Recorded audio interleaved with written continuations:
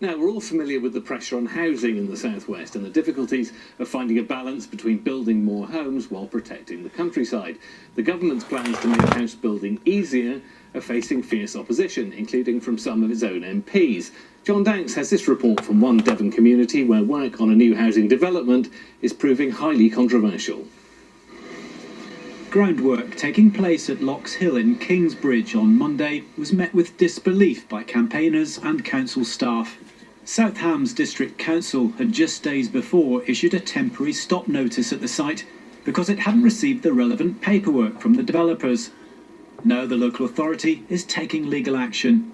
We are collecting evidence ready to take a case to the Magistrates' Court, which hopefully should have the right effect because the fine is unlimited. We'd be happy to work with them to sign off their pre-commencement conditions, which would mean they could go on site legally, but they haven't done that. This housing development was initially rejected by planners at South Hams District Council in 2016. The decision was appealed and given the go-ahead by the Planning Inspectorate. Dan, this is the site here that looks like some work has gone on here. Yeah. How do you feel when you look at this now? Emotional, if I'm honest. Yeah, we're really choked. That was teeming with birdsong, wrens and robins, you know, in the brambles there, and it was nesting season. This site was brought to a stop on a Friday, and on the Monday, the developers returned, and by lunchtime they were tearing it out.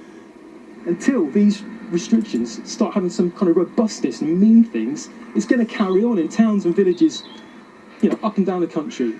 32 houses are due to be built here, 4 of them affordable. The developers say they take careful consideration over environmental matters and deny their recent work on site was in breach of planning laws. Well, the developer, Blakesley Estate, says they notified the council some weeks ago that they were going to come and dig trial pits to test for the Earth's geology. They've also had to level the ground, they say, for the excavator to reach the digging location.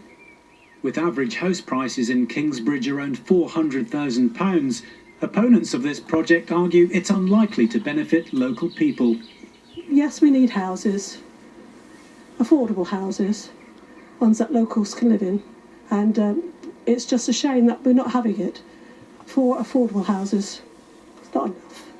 The government is proposing changes to the planning system, which it hopes will make it easier to hit house building targets. But if passed, the legislation could present an uphill struggle for local communities wanting to challenge developments. We're also joined now by Penny Mills from the Countryside campaign group, the CPRE. Penny, without getting into the details of whether or not this particular development work should have started or not, if you look at this development in itself, it's relatively small on the edge of a town. We're seeing this across the region, across the country, and it's what's needed, surely, at the very least, isn't it, to provide much needed housing? Well, the problem is that, as you heard on that report, actually only 4 affordable houses are going to be provided. We're seeing this story right across the county. We don't need to build the houses that are being built. We do need genuinely affordable houses, but that isn't what's being provided. And if you look at the figures, Devon actually has over-provided already by 30%. So we've done various reports over the last 2 or 3 years on this. 2/3 of new homes in Devon are bought by people not from Devon. They're not affordable. Devon's countryside is being completely ruined by this. And it's a huge concern to communities right throughout the county. They don't feel they have a say. It is a huge issue, and we really want to see something happening about this. Now, Anthony, you were nodding there, along to some of that at least, but this is your government which is driving this agenda. You're saying they're completely wrong. I am saying they're completely wrong with the proposed planning. Penny just said, 2/3 of new built houses are being bought from people who don't even live in the area. I've already helped to change the loophole around second home owners, making sure that they actually have to pay their council tax.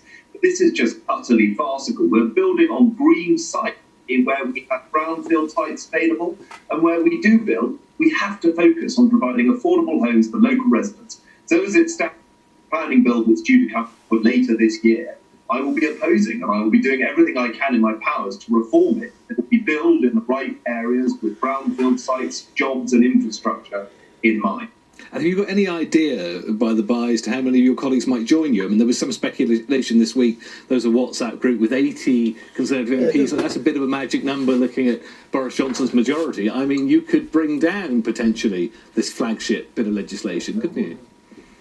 I think I don't want to ruin the surprise about how many MPs are on that group, but what I will say is that there are a sizable number of us who are working together to make sure that our countryside is protected, our areas of outstanding natural beauty are protected, and we build in the right way so that local residents can benefit from those buildings rather than being priced out of the market. Ben, I'm interested in your takes. I mean, you were obviously Minister, Secretary of State in the last Labour government, and there's been a constant, this dynamic really has been the same, where you've had a lot of local opposition to a central insistence that more houses need to be built, and yes, sometimes, perhaps often, they'd have to be built on green fields. So you've been on both sides of the fence to some extent.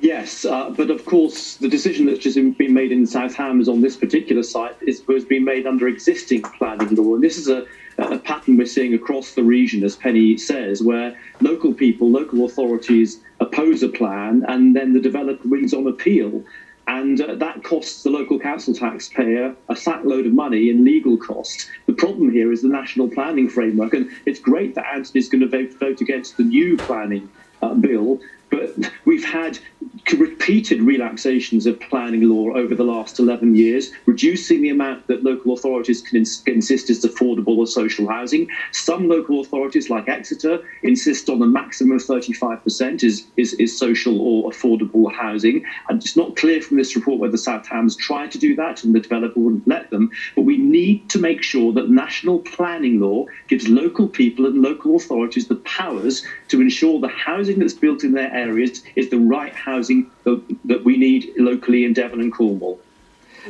Penny, what would the CPRE's approach be? I mean, we need some more houses, clearly, and we need affordable homes. Yes, we do, but there are actually 1 million houses permitted in the country that haven't been built yet. There is enough brownfield land for over 1 million new homes. There are thousands of empty properties that should be brought back into habitation before we ruin our countryside. I think the pandemic has shown us how much the countryside and our green spaces are absolutely valued and so important to us. And we need to protect them. It's the countryside is Devon's unique selling point, and it's glorious, and we need to make sure we're not ruining it. There's a bit of blue in the county flag. It's green. It's not grey concrete. But isn't the reality that if you live in the southwest, you're likely to be very sympathetic to the need for affordable housing? But bluntly, if the proposal is to build that affordable housing at the other side of your garden wall, you won't want it. Well, I think we need to actually drill down into this. I'll just give you a quick example. In North Devon, there's an application for 250 houses on the Tor Estuary. None of those are going to be affordable units. They're going to be rich people's second homes, holiday homes. Now, there are, I believe, something like 2,500 people on the housing waiting. These houses not going to fill that need. I think this is a huge issue, and I really, really hope that Anthony and his colleagues can do something about it. Anthony, you wanted to come back on that anyway. Yeah, I think you're absolutely right about this. There is a case in which we need to still recognise the need to build, but this is why neighbourhood plans are so hugely important. Listening to local residents who understand that need to build in their area, done in the right style, and take note of the jobs and infrastructure that's available. That's why we've been pushing neighbourhood plans. And I have to say, I will work with anyone from any political party and, of course, from any charity like the CPRE to make sure we can get this. We have a fantastic opportunity to do so. The frustration only gets worse each month as more plans come forward. But we can get it in the right shape. And I do think South Hams deserves a great deal of credit for having a good joint local plan that will be able to provide more affordable homes over the coming years. OK, we'll have to watch the bill when it returns, I think, in the autumn. A complete betrayal of British farmers, which